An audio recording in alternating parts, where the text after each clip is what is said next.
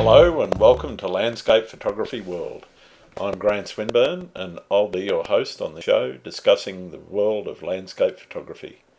This time I'll be talking to Marissa Knight about her landscape photography journey. Marissa is based on the Sunshine Coast in Queensland and loves spending her time capturing sunrise and sunset images. We'll be getting to know Marissa a little better, and we'll talk about how she got started with landscape photography, what drives her passion for seascapes and landscapes, and some interesting adventures on her travels. I hope you enjoy the show. Hi Marissa, welcome to the podcast. How are you doing? Really good, thanks, and thanks for having me. Oh, pleasure, absolute pleasure. How's things in sunny Queensland? Yeah, really good. Been really nice weather apart from this lockdown we've just been forced into. Yeah, that's never till Sunday now. No, but you know, I really can't complain because you know we've had it pretty easy up here. So yeah, the weather's been nice, pretty warm too. So it was like 26 degrees today. So very warm, nice and warm for winter. Yeah. We had a pretty warm weekend ourselves. It was about 23 degrees, which middle of winter down here in Sydney is pretty rare. But I suspect with global warming we're going to cop a bit more of that. But anyway, when was the last time you got out to shoot? On Thursday, I went out to a place called Boring Point at Lake Catharabra, which is near Noosa. Yep. For sunrise. Nice. The clouds and the conditions were looking really good, so set the alarm and headed out there, and it didn't disappoint. So they got a little just a tiny little jetty there, which I hadn't headed to for a little while. So you try and mix places up where I try and head to shoot. It's always try and come up with not always going to the same place. Yeah, no, I'm the same. I try not to go to the even though I got my favourites. Yeah, I mean, I do have my favourites, of course. But I thought I'd head out to this particular place, and I hadn't been to for a little while. Sure. And it turned out a really nice sunrise. There was a bit of wind around. Yeah, there's a bit of wind around, so I just use the filters to create a longer exposure. Yeah, pick up some of that cloud movement and the and it turned out really nice. So what got you into photography? Well, it was more probably just after I got married. In around 2000, when we started traveling, just heading out to different locations and new places, and I guess just capturing those memories really. Right. Just different scenery, and just really just progressed into more. Not just taking a quick photo here and there, just wanting to. So what was the transition like? What sort of sparked the interest to move from, everybody kind of starts with snapshots and just, recording things around them. What sort of sparked the interest to move from that to, what you do now? I started really liking long exposure photography. Sure. So started with the old circular ND filters on the end of my lens, capturing that water movement and cloud movement. And I got my first DSLR. It was probably around 2007. It was a Canon D40. Okay, yep. A 40D, actually, they call the Canons. I still got that camera too. That was my first serious camera. Yeah. Because I wanted to play around more with that long exposure. And like I said, I just started with the circular filters on the end of the lens, and I really liked capturing waterfalls and that back then. Cool. Probably more so, even though I still love capturing waterfalls now. Oh, who doesn't? I love a good waterfall. Nothing So better than yeah, standing knee deep in freezing cold water. yeah, yeah, exactly. So yeah, just going to when we just started traveling a lot, and like I said, my interest was getting more into that long exposure back then, and it just Sure. all escalated from there. And then yes, capturing sunrise and sunsets, and just all the different. Of course, it's always a different light and the clouds and Yep. yeah, just capturing that magic. So would you Really. say long exposures your main style, or do you try and mix it up a bit? I do. I do love mixing it up because I think that keeps everything. I guess it's more interesting. I think, Yeah. and I like doing a few different things. More so, I love hiking and stuff like that too. So I like getting out and about, climbing up, mountains and things Yeah, like that, and long hikes. it's a common combo, isn't it? You decide to climb a mountain, so you stick about 30 kilos of gear on a backpack and carry it up I know, just to and then make it harder. sometimes you just end up using one lens or something, That's or right. Yeah. But then I've been to so many different spots, and then if you don't take, your different lenses, you end up going, oh God, I wish I had the more zoom lens.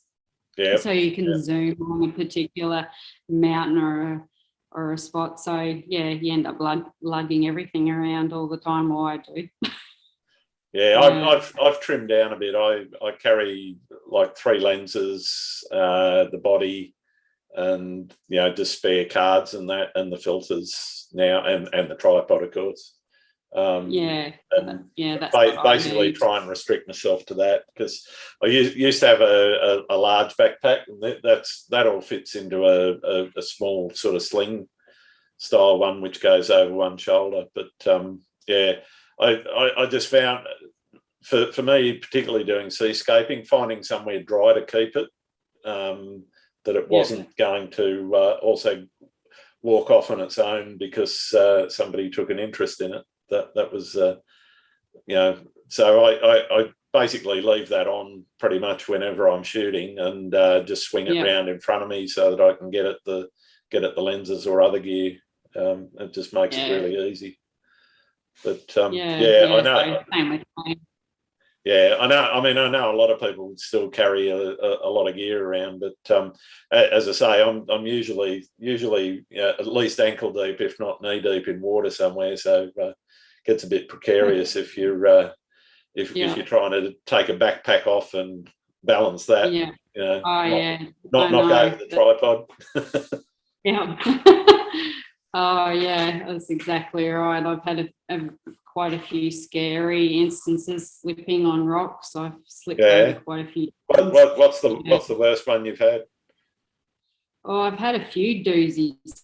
I've been like shooting a waterfall and balancing on some rocks and slipped over, and I've just saved my camera and lens from falling into the water. But I landed really badly and I didn't break anything, but sort of hurt my, I think I hurt my leg and hurt me butt a bit from falling over. But luckily, my camera and that, it sort of, I fell back and I've sort of grabbed the camera. Yeah. Another time I was shooting down at Moffat Beach for sunrise, and when the tide goes out, the rocks get really, really slippery, and they don't actually, of course, they don't look real slippery. Yeah. And I'd just been shooting at one spot and got up to move to another area, and I thought, oh yep, I'm going to be stepping really careful here, and next thing, I've slipped over backwards, and the camera and tripod's gone with me, and I've smacked the back of my camera, and I thought I'd broken the LCD screen and filters and everything. But luckily, I sort of just cracked around the eyepiece on my camera. It's still, the D850 still has a cracked eyepiece from when I fell over, but Yeah. Yeah, I don't think there's a landscape photographer, at least anyone that does waterfalls or seascapes, that hasn't had an incident like that. I know I've drenched my gear a couple of times, and given the waterproofing a bit of a test out. But luckily I haven't physically broken anything yet. Touch wood. But I know it will happen at some point. Yeah, I'll when you least expect it. Yeah, I'll either slip over or I'll drop my bag or something, and something will crack. But, or one of those rogue waves to come and wash off your feet. You always think that you've got the ocean worked out, and there's that one wave that comes in a lot faster and quicker than you expect it, and so I've been caught out a few times. There's always one, isn't there? Yeah. Keep you on your toes. So what does your shooting and processing workflow look like? What do you do when you get set up? You're there at a waterfall or wherever, and what's going through your mind? What are you thinking about? Well, I try and look for composition, something for a bit of foreground interest. Something to lead into the image, I guess.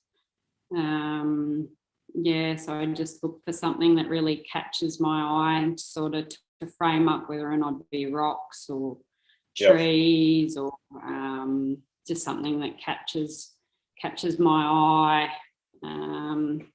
And sometimes I can find it really hard to find a composition when you go out somewhere, and then other times just like that's it, I can put my tripod down, I know exactly find the spot and go, yep, that's perfect. And then other times I can sort of struggle, but everyone probably does that when they get to a location, especially if it's a new location that you've been.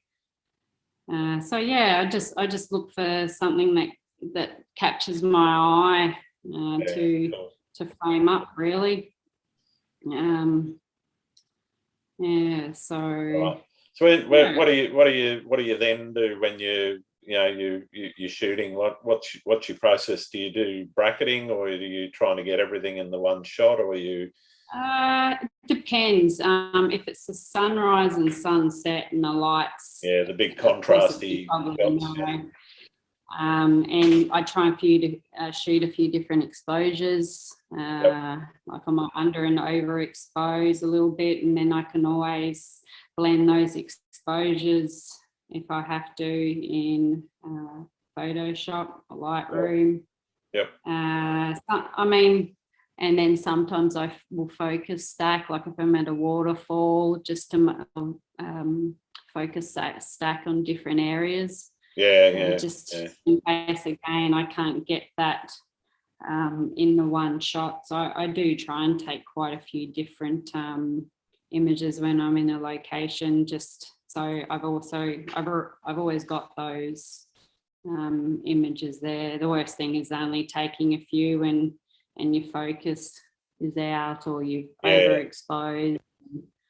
I've come home disappointed with a couple of shoots occasionally, where you try, particularly when you are trying to focus stack, and you realise that you've missed something critical, sort of in the mid ground. You haven't quite nailed it, and it's just spoils the thing for me a little bit, but but I've learnt that over the years, to definitely do a lot of different exposures and focusing and stuff like that, just so you can blend those exposures or and focus stack if you need to. Sure. So what do you do once you finish shooting? You get home, do you get straight into processing or leave it to ferment for a bit? Depends on what I've been shooting. If I'm really excited about a particular if I've been at a particular location, I'm really excited about those photos, I'll download them as soon as I can and try and have a play around with and have a look at them and edit. I try not to do too much editing. I'm always quite short for time, as we all are, and but I like to have a look at the images first, and if I find that it's taking me a bit too long to edit a particular photo, or if I have to stack the images or stuff like that, I generally leave it and come back to it. But sometimes I can just open up an image and go, yep, that's perfect, it's exactly what I want, and do sometimes the one really pops out, doesn't it? That's, and then other times it's, you sort of have to just leave them for a bit and come back to them. They don't always jump out at you. No, I know what you mean. So, but I don't tend to spend too much time editing.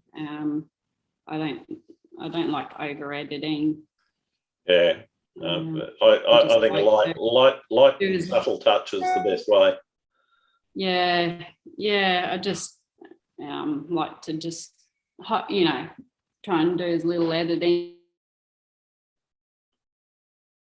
But if I can't edit like very quickly, I always have to come back to it. I know what you mean. So when you're out shooting, what are you I know you're shooting Nikon at the moment, is that right? So I've had Nikon since 2014. I started with the D810. And then when the D850 came out, which was 2018, I switched over to that one there. And then just recently, I've just changed over to the mirrorless system. I had Nikon ask me to become a Z creator. Yep. Okay, cool. So, they sort of contacted me about that if I was interested in it, and I said, yep, definitely. Yeah, why not? He would be interested, and my D850 was getting a few years old now, even though I still got it. Yeah. I was looking to upgrade soon anyway.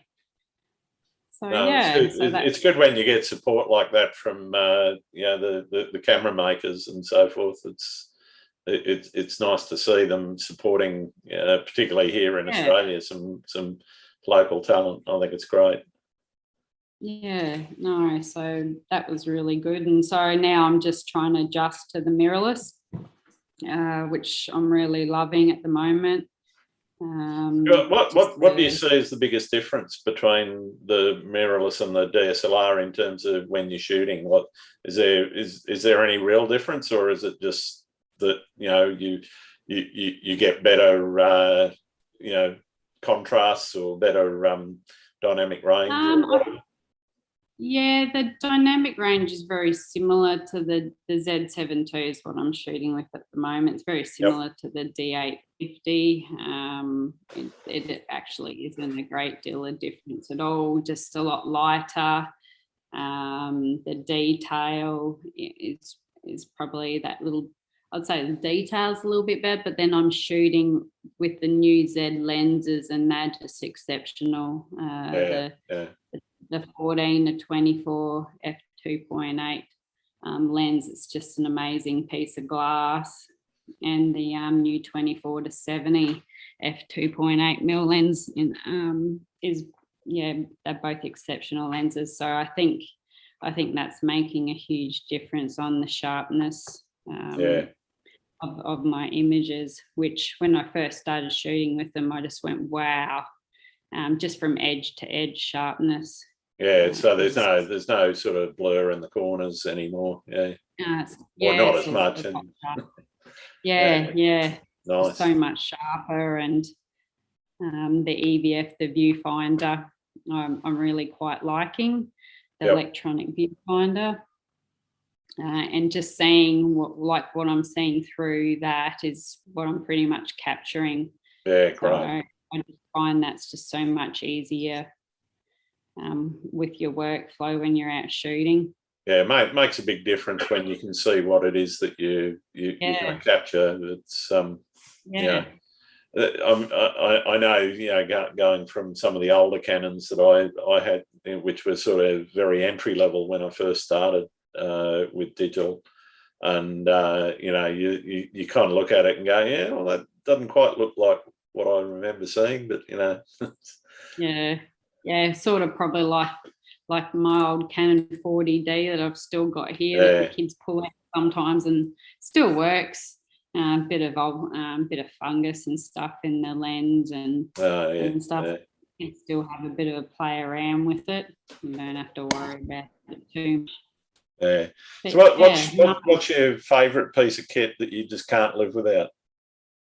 So I love my wide angle lens. So the 14 to 24 mil f2.8 lens would have to be my favourite lens, I guess, because I'm shooting landscapes and I'm basing because I can use it for astro too, which I haven't done a lot this year.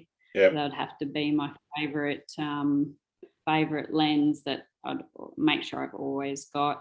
So definitely my favourite lens to use. Sure. And then my second favourite would have to be the 24 to 70 mil and well, of course the filters as well. So filters are pretty much a necessity. So I run quite a few different filters. Yeah. So you're using a filter system, or are you using screw-on circulars, or? So I had the slide-in square filters. Yep. And I've just recently changed to magnetic circular. Is that case? Is it? Yeah. So I'm trying those at the moment. Yeah, they make changing filters a lot easier, I think. Yeah. So I'm actually loving that because it's just you've got the ring already fixed to my different lenses, and all I got to do is pull them out and just clip straight on. Nice. The only thing is if you don't have fingernails, getting between the lenses, it can make it a little bit difficult pulling them apart. But, because sometimes, like as we all can be, might be running a bit late for that really nice sunrise or sunset, and it just makes it so quick and easy. Just pop them on. Oh, easy to pull off, pop on. Makes it a snap. Yeah, literally. So definitely filters. So my favourite lens and filters. Yeah. So you on your Instagram, it mentions you got a DJI. Do you use that much? I just looking through your Instagram, I can't see. Drone shots. I haven't been. I should dust it off a little bit more. I guess I had this bit of a scary moment with it last year where I nearly took it for a dive into the ocean. Oh, wow. So I let the battery go too flat, of course, and didn't make it home. No, well, it did, but it was touch and go, and I couldn't see it. And when you start panicking, I'm like panicking, going, where is it? And then it just kept wanting to land in the ocean. And then it's saying it couldn't land in the ocean. I'm just like, yep. So I've got to get it out a little bit more. When our last trip to South Australia in December, January, we took it with us. We did the Salt Lakes near, I can't even think the name of it off the top of my head. Lake Eyre up north, or? No, it was. No, it wasn't Lake Bum. Oh God. It was near Clare. Anyway, so that was the last time we sort of used it when we were on holidays there, and I haven't really used it much since then. It was really quite windy though when we were down on holidays, so I didn't get to use it as much as what I hoped to. I just haven't really pulled it out of the bag. Every time, like I've charged up the batteries to get it out, like, you know, something happens or it's too windy or the weather. But yeah, no, I definitely should get it out. More. Yeah. No, I guess that's why you buy them, isn't it? Yeah. I do like that different angle, and you can get some really nice beach photos, and you know, beautiful. You also get a lot of the sea life, being able to see, you know, whales and sharks and schools of fish and that sort of thing. Yeah, see a lot of those sorts of shots. Yeah, well, I'm hoping to get some whales and stuff this season. Didn't get to last year. But I wouldn't mind getting it up and getting out to the Noosa headland and getting a few different shots like that. Mm-hmm. That would be nice. You see some really nice videos of whales and that. So where do you like to shoot mostly? What do you got a favourite spot or not?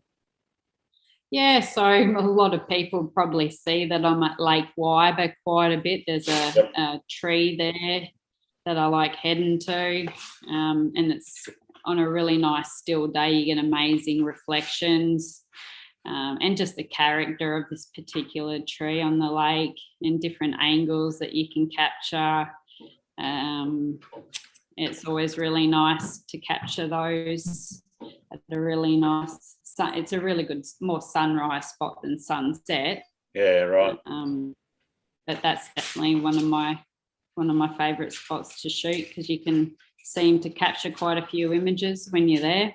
Yeah, you do get. I mean, you do get some nice sunrises up there on occasions. It's yeah, we've been pretty lucky of late, I must say. I don't think we had so many last year. Yeah. Whether or not I've just been out a lot more.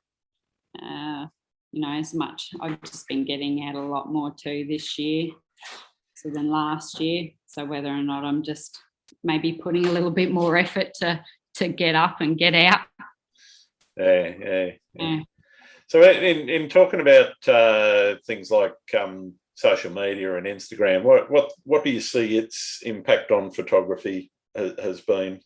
Yeah, well, I find it a really good platform to use, especially because I do sell a few prints and online, and also my pro media gear as well. So, which I find that if I didn't have social media, people won't see images, because I shoot a lot of images at Noosa as well, and it's quite a touristy place. And I guess people tend to see when they're up holidaying. I've sold a lot of images of people that have been up on holidays and have seen an image and gone, oh, wow, I just want that image. And quite a few people have also bought more, you know, they buy one and then they come back and buy, you know, another image. Yep. Yeah, and frame prints is what I've sold the most. Okay, cool. So do you just sell them out of your own website, or? Yeah. So people just purchase them through the website. Yeah, nice. Generally, but though I've had people message me on my Instagram that have seen an image that I don't have on my website yet. They'll see it, post it, and go, oh, I want that one. Message me. I really like that one. Nice. So yeah, I really think social media really does help. Have you looked into the NFT space at all? No, okay. I haven't. I haven't really looked much at that at all. I might have to now. Well, I don't know. There's just a lot of people jumping into it right now as a new way of buying and selling art, and I've noticed in particular a lot of photographers, in particular landscape photographers, getting into it.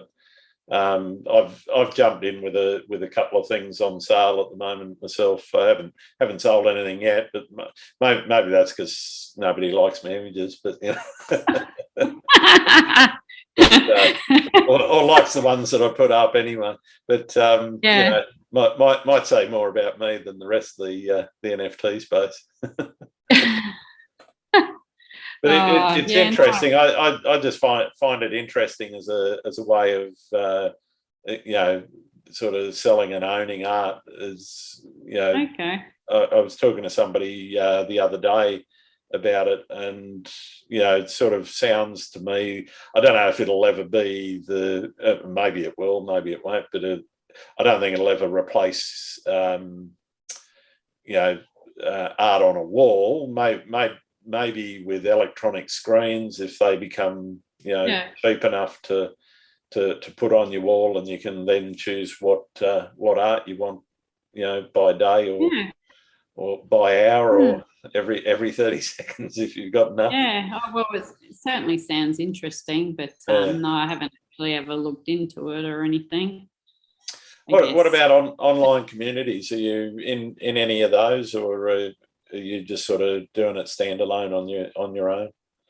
Yeah, no, mainly just doing it, on my own, standalone.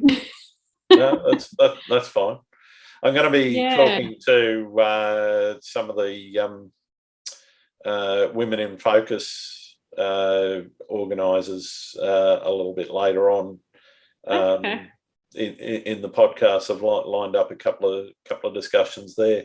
I don't know if you've come across them. I just think things like that, where they're organising to promote one another's work and everything, I just find that really an interesting aspect of social media. Yeah. I mean, sometimes I'll catch up with a group of friends to go, shooting sunrise or sunset and stuff like that. Or, we've gone out shooting astro in a few groups, a few mates and stuff like that. We'll catch up and make a bit of a night of it. But I'm not actually in any real community. No formal communities. Like no, that's fair enough. Just catch up with some friends. And just go shooting. That's a nice way of doing it, I think. But for sure. But normally when you head out in for sunrise at particular spots, especially on the Sunshine Coast, you always seem to meet up with other photographers and have a chat. You sometimes can't move for photographers down here in Sydney if there's a banger sunrise on. There'll be like a lineup of people. Yeah, pretty much. And there's some places where you literally do have to line up, because somebody sets up early and you're the second or third in line. You're not going to get a look in there. But there's a couple of places where if you're not standing in the right couple of meters square, you're not getting the right shot or the right angle. So you got to go hunting elsewhere then. But I mean, it's one of the disadvantages, I guess, of being a city-based photographer is, unless you're willing to get out a bit, you tend to. I mean, I love bumping into people and I love talking to them, and I think it's really good. And to be honest, I think it actually helps the community a bit, by talking to some of these guys. But when you're jostling one another for a comp, it just gets a bit, bit much. I remember about a month or two ago, I went shooting down at a particular jetty down Caloundra. Sometimes it's not photographers in your way, it's people. Oh, yeah. Fishing. You'll have the spot to yourself, and then all of a sudden, a group of fishermen will come. And I remember it was a beautiful morning.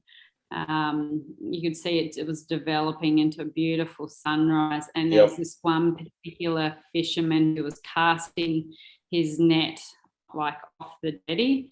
And you don't mind if they sort of stay in one place, but he was walking up and down the jetty. And you're thinking, how am I going to even get a photo in this particular situation when they're just throwing this cast net in and dragging it in, and he's wearing a headlamp. Oh, nice. So if you do a long exposure, he's just going to leave all these streaks through it. Nice. Yeah. Yeah. Oh God. And then it was really funny again. So my morning went from like that to even worse. So I thought this particular stage, I'm like, oh wow, I'm not going to get a walk away with much of an image at all. Yeah. And anyway, I went to pick up my bag. My camera bag was like just sitting on the jetty, and one of the buckles got jammed in between Between the two boards, boards. yeah. Yeah. Yeah, so here I am, the sky's exploding with colour, and here I'm like, I've just decided that I'm going to move spots, and You guess can't. what? My bag was stuck on the jetty.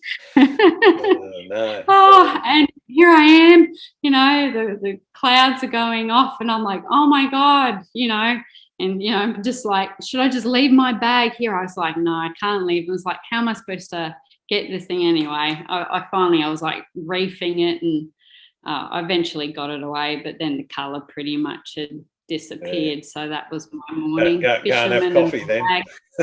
yeah. And my bag stuck in the jetty. Yeah. Oh God. Yeah, so that was an eventful morning, but yeah, we all have mornings like that, don't we? Yeah, when things I've had don't a seem few. to turn out. Yeah, Yeah, things just don't seem there's just to turn times when you are better off just going back to bed. I know, but when the sky is like lighting up and such beautiful color in the sky, yeah, it's really frustrating. Yeah, definitely. Yeah. So, who are your main inspirations at the moment? What sort of stuff that you're seeing sort of makes you go, oh wow, I'd love to do that? Oh God, that's a good question. I think just a lot of people on social media that I see just are really inspiring. I don't think it's not really one person in particular for me. I see a lot of people's work, and I think, oh wow, that's really nice. That's Yep. beautiful photo, and I think that really, I just see something and it inspires me, and gets me fired up, and not one particular person really. I always used to like Ken Duncan's work. Oh, I yep, always yep. used to love his Big landscape panos, yeah. photography. Yeah, and actually Peter Leake, Oh, yep, yep. he was again a big inspiration for me when we visited. Oh, it was way back in early 2000s. It's probably another reason why it really got me, I guess, inspired to do different landscapes and stuff like that. Just seeing his uh, gallery that was open in Cairns when it was still open. Right, yeah. When he was And still just, out here, yeah. yeah. Yeah. And just seeing his work and what he'd taken photos of, and from way back then. So that was definitely something I just thought, wow, it was like all the different Antelope Canyon was a particular place that I saw one of his Yeah, no, photos. he's done some stunning shots of that. Yeah. Yeah, but pretty much around, nowadays I look for inspiration like all around me really on social media. It's not one particular person that I really follow. It's like, see everyone, just I really love watching everybody's work and Yep. seeing what they're doing. And Yeah. There's a lot of really quality photographers floating around at the moment. yeah. And I'm kind of the same. There's a few that I sort of go back to that are always reliable, but there's just so many people out there. It'd be hard to name. Yeah, and they all do. Well, everyone does such beautiful work. Even you, even you, Grant. Thank you. I'm glad somebody likes it. So yeah, and like I said, there's a lot of nice astro work too. I wouldn't mind. I haven't done a great deal of astro. I wouldn't mind trying some time lapses and some star trails, and just takes a lot of time. That's all. I tend to just go to a location, may go for an hour or so, and sort of come home. And when you've got a family, I guess that relies on you, and it's tough getting the time to, particularly astro season. It's not so bad when it's sort of earlier in the evening that you got the core rising or something. But there's times when if you want to line it up with a mountain or a tree or something, and that's only going to happen at 2:00 in the morning. And doing that when you got kids, I'm with you. It's not easy. It's not something that's readily accessible all the time. But makes it quite a bit harder, I guess, when you've got a lot of other things, and especially too, I'm getting older. I need my beauty sleep so I can function the next day. I've given up on that. I've got a good head for radio and podcasting. That's why I'm not doing any vlogging. So what do you see is the most important thing about being a photographer? What's most important to you about it?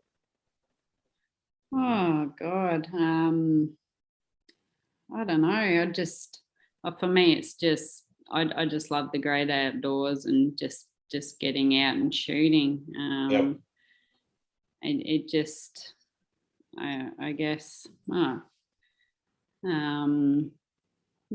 just trying to think.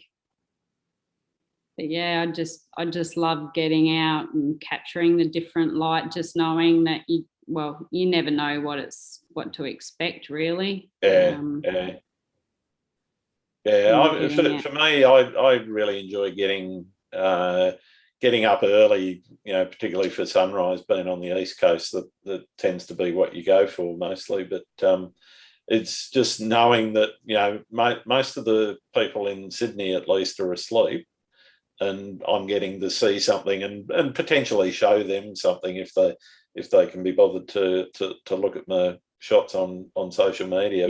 But get them to see and experience some of what I'm seeing. Sure. Because I think if you can get up and get out there early, it's just a privilege to see some of that, because a lot of people don't see it because they're sensible and they stay in bed.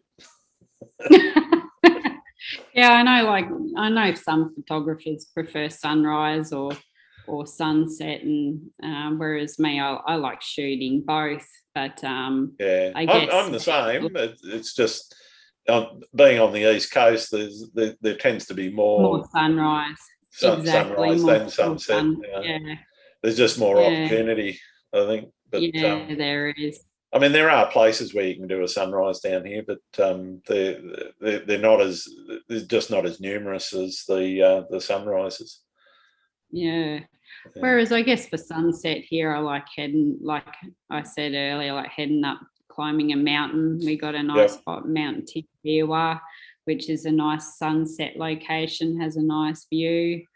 But otherwise for sunset, you sort of, it's a bit harder to find a really nice location to capture the capture in that particular direction, I guess. Yep. So what are you doing when you're not out shooting? I do have another job as well, which I've been doing for 20 odd years as well. I work at a tile shop, so I do that as well as my photography business. Yep. So it keeps me busy working there and my photography. So I do that as well. I sell tiles and help people with colour selection for renovation in their new home. So got married into a tile business. Fair enough. It sounds good. Keeps me very busy. Yeah, and then also my pro media gear, which is sell tripods and gimbals as well. So I import them from America. So I've been doing that since late about August 2018. Right. So that all started from me trying to find a good reliable tripod, something that wasn't made in China. I just wanted a good quality tripod that would withstand, heavy winds and in water when I'm shooting waterfalls. As I'd been let down by quite a few tripods. So I did a lot of research and bought a TR344L from them, and I was just really impressed with the quality, and I just talked with the owners, and it turned into importing and becoming an Australian reseller and distributor. Nice. Very nice. So it's really good quality products, like I said, made in America. So it keeps me very busy as well with that, as well as my photography and selling prints. Nice. I got one more question, and for me it's the most important one. Pineapple on pizza. Pineapple on pizza. That's I don't mind pineapple on pizza, so it's a yes for me. Good, no worries. I'm just doing a bit of an experiment with this to see who likes it, who doesn't.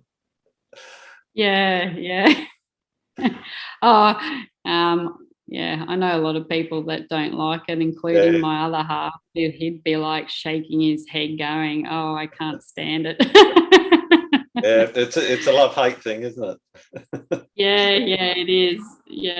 But no, I certainly don't mind it. No, that's good. Well, thanks very much for talking to me, Marissa. I've really enjoyed it. Thanks for having me. And it was great learning more about you and how you get your great results. Where can people find your work? So I'm on Instagram, Marissa Knight Photography, and I'm also on Facebook, Marissa Knight Photography too. So I'm on both. That's great. Both Facebook and Instagram. Okay. Thanks again for listening to Landscape Photography World. I hope you enjoyed the show, and keep listening, because I'll be joined by some great guests in upcoming episodes. You can find my work and this podcast at grantswinburnephotography.com. I'm also on Instagram, Twitter and Facebook. I'm Grant Swinburne, and hope to see you out shooting soon.